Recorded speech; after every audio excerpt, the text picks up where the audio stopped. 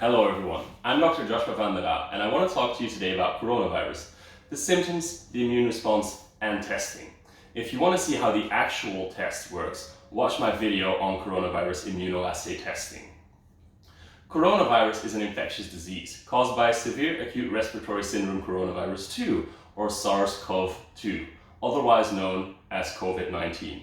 The disease was first identified in December 2019 in Wuhan, China, and has since spread globally, resulting in the ongoing coronavirus pandemic. The main symptoms are fever, a new and continuous cough, and shortness of breath. Other symptoms may include fatigue, muscle pain, diarrhea, sore throat, loss of smell, and abdominal pain. While luckily, the majority of cases experience mild symptoms. Some progress to viral pneumonia, organ failure, or even death. At the time of this video, UK deaths stand at around 20,000, and I project they will increase to around 40,000 at the end of this pandemic.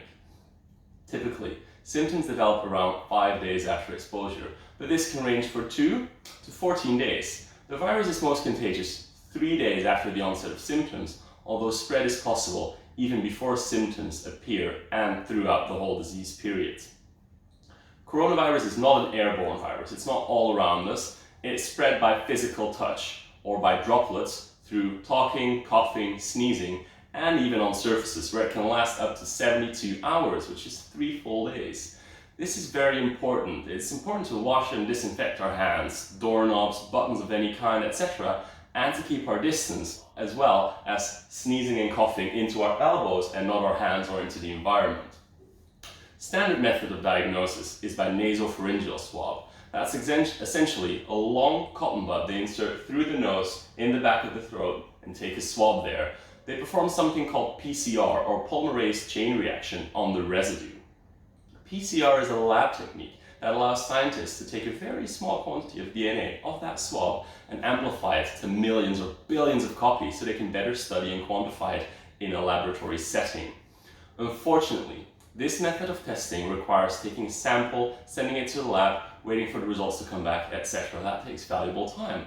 Not only does it take valuable time, the process has too many steps, too many people involved, and too many different environments, like a testing facility, transport, a lab, at minimum.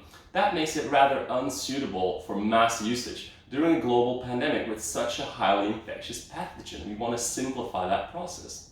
Luckily, a new form of testing has been created to test for coronavirus.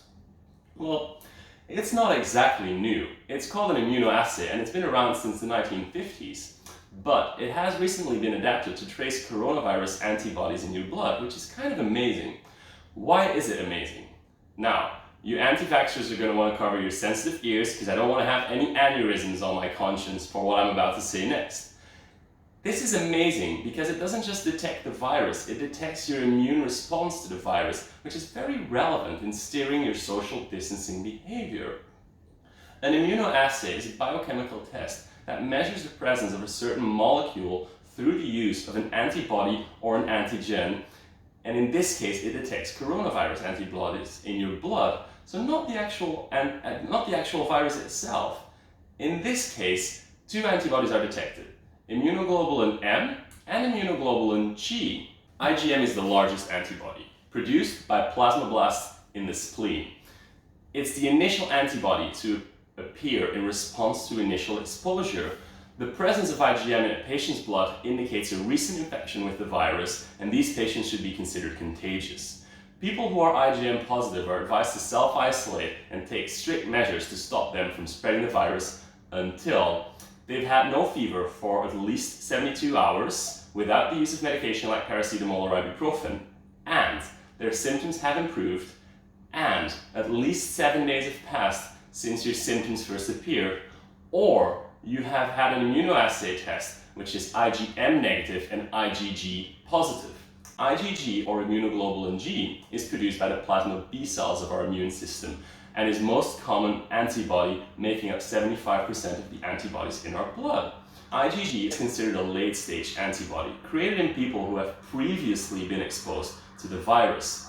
It is one of the major components of our immune response because it binds to specific pathogens like viruses and bacteria to protect our body from infection. It's what we try and create when we're using vaccines. It's important to note that having COVID-19 IgG antibodies does not mean you are 100% safe.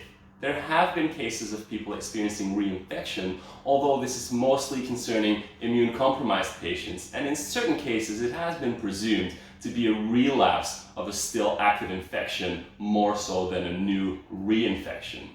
Dr. Stephen Gluckman, an infectious disease specialist at Penn Medicine, stated that most individuals seemingly have immunity after having underwent the disease and thus having IgG antibodies.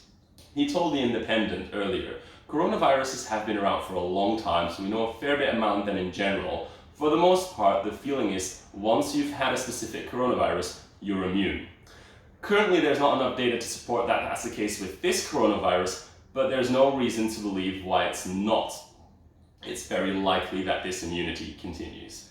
Nevertheless, it's important to be aware that you can still carry the virus and you can still spread it by physical touch and by leaving it on surfaces. So even though you may be protected by your IgG antibodies, you can still play a part in the spread of the virus, so it's still important to take proper hygiene precautions. Now, if you want to see how one of these coronavirus immunoassay tests work, watch my next video.